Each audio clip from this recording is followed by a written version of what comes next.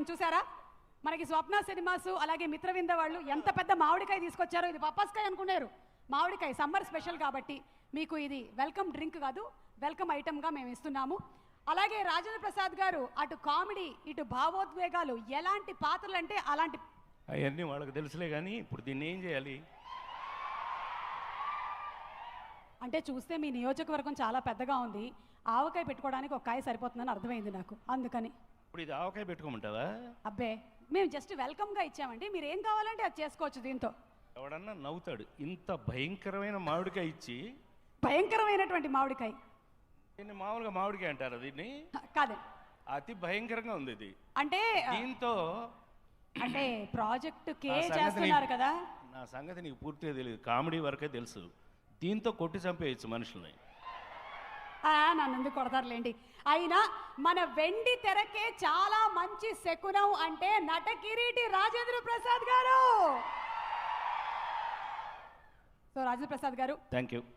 మీరు మాట్లాడే ముందు ఒక క్వశ్చన్ అడగాలనుకుంటున్నాం మిమ్మల్ని. ఆల్రెడీ మీరు జమజచ్చ అలాగే బల్లి పురాణాలు అన్నీ చెప్పారు మాకు, లేడీస్ టైలర్లో చూసాము. వాళ్ళకి మామిడికాయ కావాలంట, తర్వాత పంపిస్తాం, సైలెంట్గా ఉండండి ఓకే. అయితే ఇప్పుడు బల్లి మంచి శకునం అంటారా పడితే?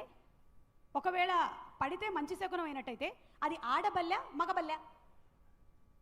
ఏ బల్లి పడితే మంచిది?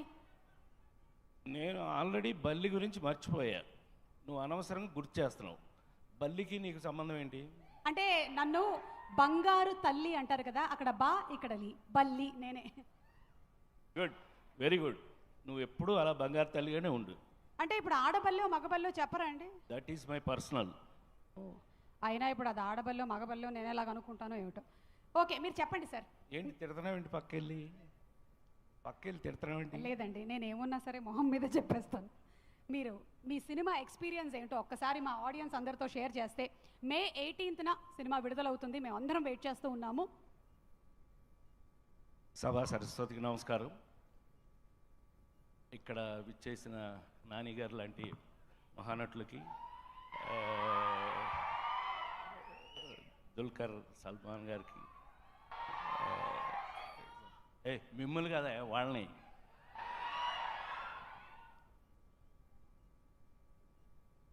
ఈ సినిమా వల్ల నా కెరియర్లో ఒక గిన్నిస్ బుక్ ఆఫ్ వరల్డ్ రికార్డ్స్కి ఎక్కాను అని, నా సినిమాలకు సంబంధించి. ఈ సినిమా చేసినన్ని రోజులు ఏ సినిమా చేయలేదు ఇంతవరకు నేను. 3 సంవత్సరాల 4 సంవత్సరాల నందిని, ఏది నందిని ఎక్కడ 10 సంవత్సరాలు చేసామా? 3 సంవత్సరాల 2 సంవత్సరాల ఫోన్లే, మిగతా అన్నీ కట్ చేసింది. ఎన్ని రోజులు చేసామని ఏ సినిమా అనేది ఇంపార్టెంట్ కాదు జీవితంలో. ఎలాంటి సినిమా చేశాము అనే పాయింట్కి వస్తే,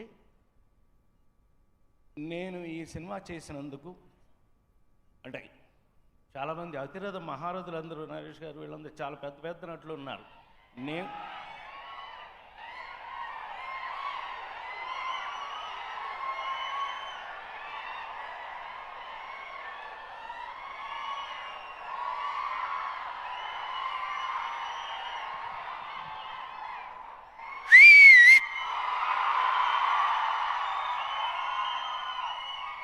అది మనం ఉంటే అంత ఉండాలి. ఏమండి నాని గారు, కరెక్టేనా? మమ్మల్ని చూసి చాలా నేర్చుకున్నారు లేండి మీరు. నరేష్ అంటే మీరు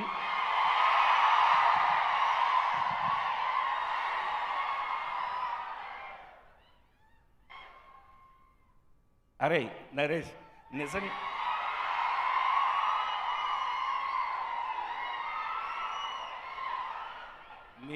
నేను కేవలం వాడు పెద్ద నటుడనే అన్నాను. మిగతా విషయాలు మనకు అనవసరం. ఆ విషయం వాడికి తెలుసు, మనకి తెలుసు. సో అంతమంది ఆర్టిస్టులు ఉండగా ఇలాంటి సినిమాల్లో మంచి మంచి క్యారెక్టర్లు, మంచి కథ, ఒకే అంటే ఎక్కువసేపు బోర్ కొట్టకుండా చెప్పాలి అని అంటే, ఈ సినిమా ఫస్ట్ పోస్టర్లోనే వేశాం. వేసవి కాలంలో చల్లటి చిరుగాలి. నాకు తెలిసి ఇప్పుడు వస్తున్న సినిమాలు ఒక ట్రెండ్లో ఇలా ఇలా హీరోలు అలా ఉండడానికే ఇష్టపడుతున్నారు. ఎక్కువ గడ్డాలు పెంచుతున్నారు ముందు. ప్రతివాడు హీరో అంటే గడ్డం. సో ఇలా అంతా ఇదొక టైప్ అయిపోయింది సినిమాలో. వాటి మధ్యలో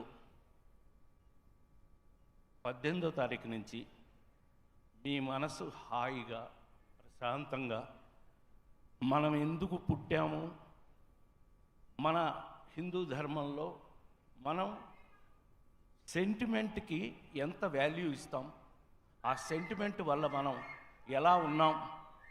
నన్ను మాట్లాడి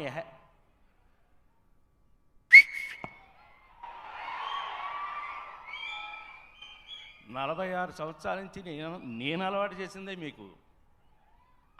మీరు అలవాటు చేయటం కరెక్టే, నేనే అలవాటు చేశాను మీకు. అలాంటి ఒక ట్రెండ్ ఆఫ్ సినిమాలు వస్తున్న సమయంలో ఈ సినిమా మీకు ఒక అద్భుతమైన ఒక సెంటిమెంటు. అది చెప్తే కాదు, అనుభవిస్తే కానీ తెలిసేది కాదు. నాకు తెలిసి ఈ సినిమాలో మీరు ఒక అద్భుతమైన అనుభూతిని డెఫినెట్గా పొందుతారు. అంతవరకు నేను గ్యారంటీగా ఇవ్వగలను. మరీ ముఖ్యంగా ఇప్పుడు సమ్మర్లో 100% మీరు థియేటర్కి వెళ్ళే చూడాలి చల్లదనం కోసం. సో ఎట్టి పరిస్థితుల్లో ఈ సినిమాను మిస్ చేయకండి. ఒక అద్భుతమైన సినిమాను మిస్ చేయొద్దని మీ అందరినీ కోరుకుంటూ సెలవు తీసుకుంటున్నాను. Thank you very much. Rajendra Prasad గారిని ఎలాంటి పాత్రల్లో చూసినా మళ్ళీ మళ్ళీ చూడాలనిపిస్తుంది. అండ్ నేను చెప్పింది 100కి 100 పాళ్ళు నిజం. మీరు సినిమా ఇండస్ట్రీకే మంచి శకునం. Thank you so much Rajendra Prasad గారు. విక్టోరియాపురానికి మేము వచ్చేస్తున్నాం May 18th. Thank you very much. Thank you. నా మామిడికాయ ఇది పచ్చడికని తీసుకెళ్లారు మీరు. పంపించేస్తాను, పచ్చడి పంపిస్తాను. థ్యాంక్ యూ అండి, థ్యాంక్ యూ సో మచ్. ఇక స్వప్న సినిమాస్